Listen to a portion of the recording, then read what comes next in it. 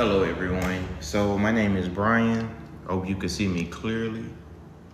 So I want to do this live. First I'm going to ask a question. Why is learning history key? Why is learning about the past so important for people today? I'm going to repeat that again. Why is learning history important? And why is it important to learn about the past living today? Those are some very interesting questions. One, learning history is important because imagine this. Imagine you woke up today and you could remember the last 2 weeks of your life, but you couldn't remember anything else. Anything that happened beyond 2 weeks ago, you could not remember. How would that affect your future? Well, we can just say we have huge ramifications because everything that we know is shaped about how we view the past. Not just in our social studies, but also when it comes to medicine, learning things, sharing things, culture, politics. Everything that we are is made up from knowing and learning from things that have happened in the past. One of the common misconceptions people have is that history is just a cultural study. No, history is also what medications work for certain diseases, what type of treatments work for certain illnesses, what type of treatments do not work, why does it work, why doesn't it work. Whenever we want to solve a problem, we go towards history. We have to evaluate what happened in the past to understand our current problem. There's no problem that could be solved without thinking about the past or revisiting the past. That's one of the most crucial things I want to discuss because it's a common misconception that history is just wars or cultural wars. No, history is as simple as if let's say you were sick and the doctor asks you, what medications are you taking? What's your medical history? These things are crucial. So why studying history is important? Because it's key. It's key to learning everything. You cannot begin to reach your full potential without understanding your past as well as the people that you share planet Earth with. Okay, why is it important to know about what happened in the past for today? Many things that exist today have a systemic and root problem that occurred a long time ago. Maybe not in your lifetime, it could have been before you were born. But the problem that people experience today in many areas resulted from something that happened probably before they were born. So in order to solve the current problem, we would have to revisit what happened in the past. That's either true or it's false. Okay, a little bit about me. I am a writer and I am a person that wants justice in the world. Okay? I want justice for my fellow man and also for my community. I don't think that anyone should be mistreated based on country of origin, race, religion, ethnic group, gender, sexuality. I think that when we try to implement justice, that's where these different ideologies come from. Now I will ask a question. Keep up with me, stay with me. There are so many different ideologies that exist in the world. We label them far right, far left, different ideologies that exist in the world. We label them far right, far left.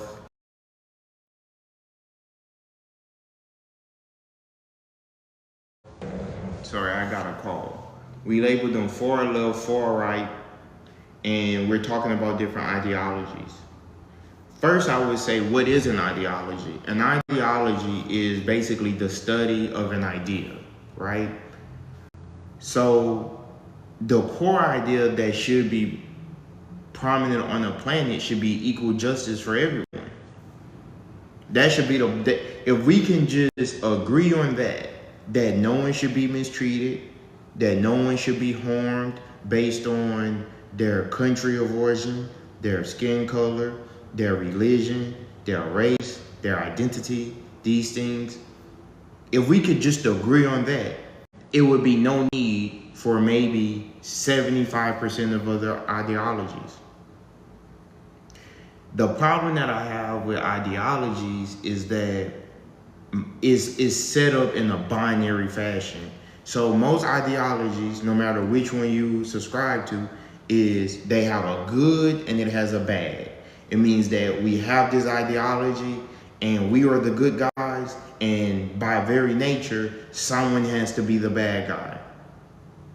But if we could just agree that no one should be mistreated, there would be no need for any other ideology, right? But ideologies exist because whether we want to admit it or not, ideologies exist because whether we want to admit it or not, many of us are okay with other people being mistreated. And maybe this is a human flaw. And I often ask the question, why do people mistreat each other? Right? People mistreat each other because of social hierarchies and the belief that I am exempt from discrimination for whatever reason, but other people are not. That's really why people mistreat each other, right? And we're socialized into believing this. And it's codified. Okay. I created a Patreon. On my Patreon, guys, I discuss Aboriginal history, who are the Aboriginal people of the Americas. I discuss Native American history, dealing with people that ascend from Siberia into the United States. I talk a lot about the age of discovery, from Christopher Columbus, Hernan Cortez, Francisco Pizarro's, what happened to the Mayans, what happened to the Incas, the Olmecs, the Incas, different Native American tribes I would also touch on, the Comanche, the Sioux, different the Seri people of California, what happened to these people. I do a great breakdown on that on my Patreon. A lot of times I like to talk about racism. What is racism? Why does racism exist? In my opinion, discrimination is the #1 problem moving forward into the future. Who is eligible to be discriminated against and who is exempt from discrimination? That's either true or it's false. Recently, I posted a short on my channel and I discussed the term European.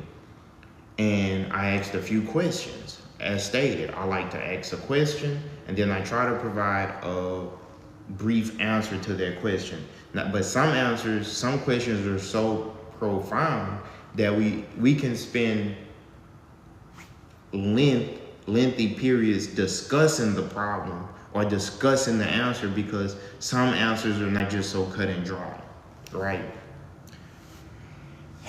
The question I had was, what does it mean to be a European? What is a European? Where is Europe? Where does the name Europe come from? What is the etymology of the name Europe? So I'm gonna start with the last question and then walk my way back, okay? Now, anything I say, guys, is either true or it's false. Don't believe anything I say, do your own research. According to most scholars, Europe comes from the name Europa. Europa is the name of a Phoenician goddess princess. So the story of Europa is that she was on a river fishing. Zeus turned into a white bull, captured her because she was just so beautiful, took her to the island of Crete where they had several kids, okay? And one of her kids ended up being named Minos, who became a great conqueror in Greek mythology, okay? Europa is said to be of Phoenician origin, okay? So this is either true or it's false, okay? This is where the word Europa comes from, okay? Along with the alphabet, it's said to ascend from the Phoenicians, okay? Which is connected to the Mediterranean and Afro population connected to Ethiopia in the past, okay? So if we go by that term, the term Europa, which later was adopted into being Europe, has an Afro origin. Where is Europe? Where Europe is geographically located, connected to Asia. It could be considered West Asia. Some people could call it North Africa, but Europe is the geographic landmass that is directly placed north of the Mediterranean, east of the Asian continent. All right, I gotta be right and exact when I'm talking, okay? Europe or Europa is thousands of years old, just like any other continent. So going back to the question, what is a European? A European would be considered anyone that's born on the continent of Europe and has ancestry lineage to the continent of Europe. So that by that very definition, anyone of any ethnic group, any racial classification, if they have genetic lineage and was born on the continent of Europe, they are therefore European. Somewhere along the lines, European was converted to mean white tea. European never meant white tea. And this is something that's so heavy for most people to understand, because soon as you start to think about European, a certain image comes to your mind. But a person could be of any ethnic group and be European. This is either true or it's false. If you go through the history of Europe, Europe has always had mixed populations. So Europe doesn't mean white tea. How we're taught is that Africa is black, Europe is white tea, the other continents are brown. This is like so elementary, and this is how most people go through their whole lives thinking like this. Okay. Why is this important? Well, this is important because the way we view the world has far-reaching consequences for our behavior.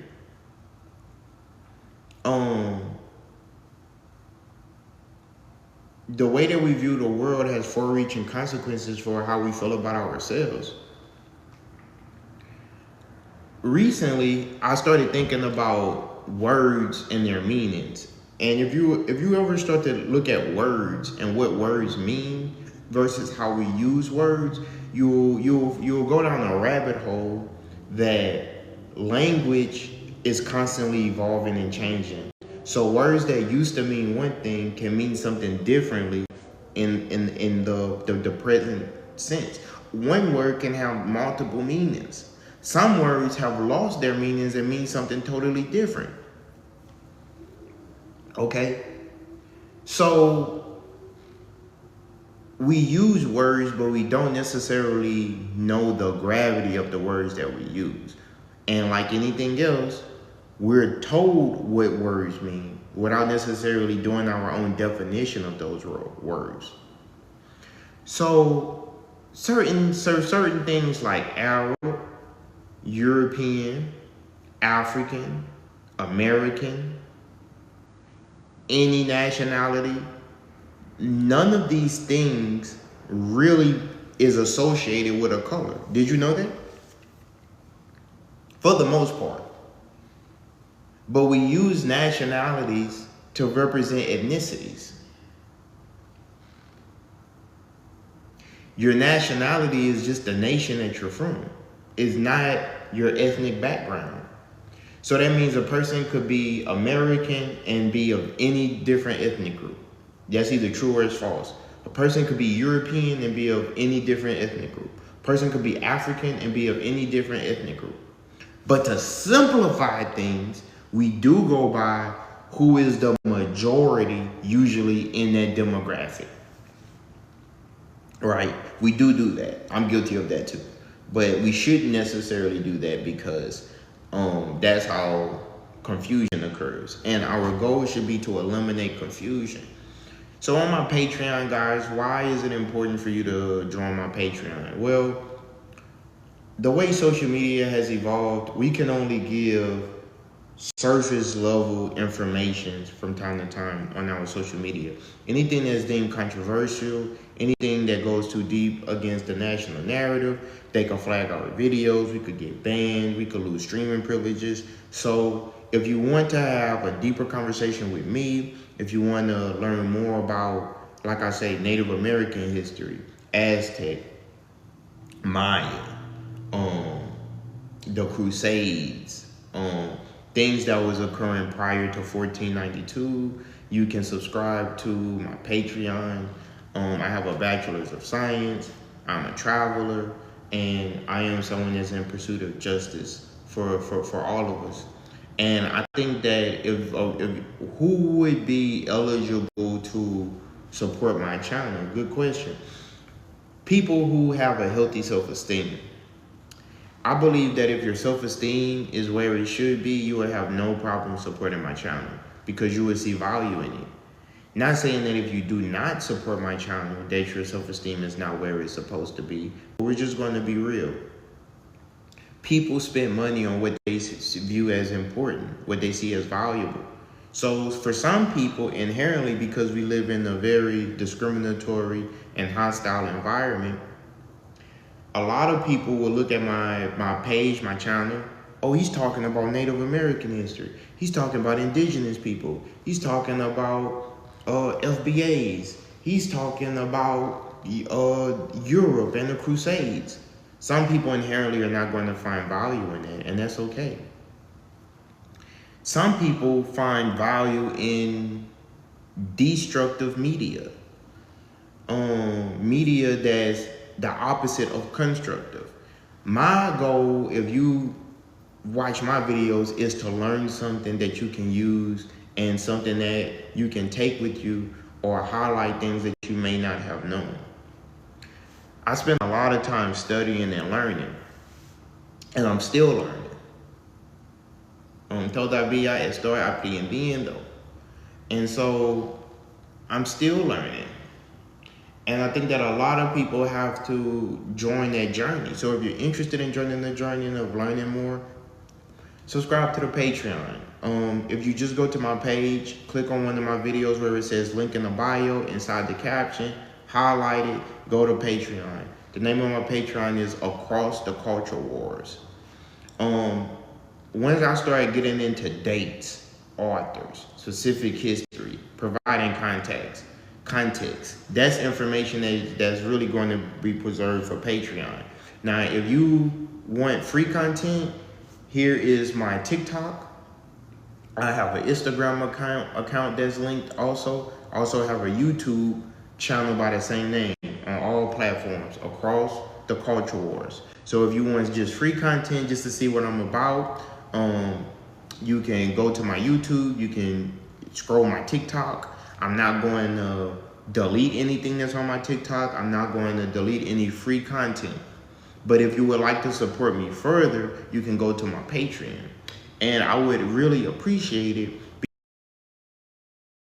if we're able to support each other, we're able to grow together. The biggest issue that I see in the world today is that the people who are on code dominate the people that's off code. The people who support each other dominate the people that do not support each other.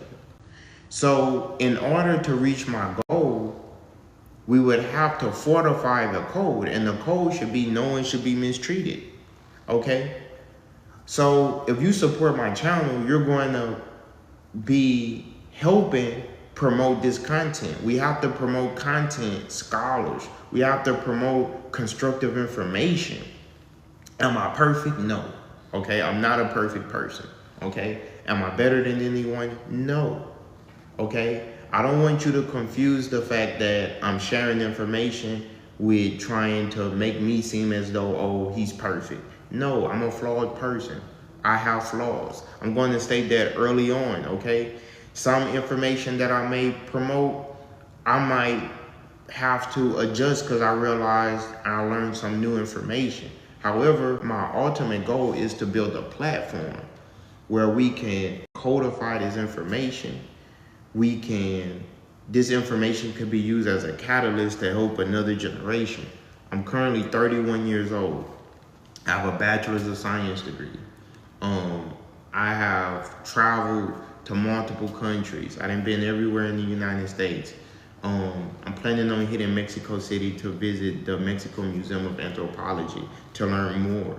So by supporting my channel, you will be helping me to buy new books, to spread information, to fortify our fortress of knowledge. Imagine if you join now, you're going to get access to a digital house of wisdom, a house of information. We have to store this information, this quality information. Do you know throughout the histories, it's been people who have burned down libraries, burned down temples, burned things to try to restrict the information. Our codex, our codices of the Mayans, the Aztecs, things that people spend generations learning have been burned down. Throughout having this digital footprint, it is enabling us to preserve certain things so that it doesn't get taken down. When we share videos, we are touching millions of people, because if I touch one person, that person is going to touch one person. That person is going to touch another person. So I thank you. Thank you for listening to me. Thank you for joining my live. As stated, my name is Brian. The name of the channel is Across the Culture Wars. Why is it important for you to support me? Because there's a lot of content online, yes, but there's not a lot of well-researched, and there's not a lot of quality content online. I am for people who like to go beyond the surface. It's so many videos that just give you a elementary answer to problems. My goal is to stretch that and go beyond the surface to learn more. You know, one of the biggest things that I always wanted to know is, what was life like before colonization? Now I'm starting to evolve and question, what will life be like after colonization? Peace.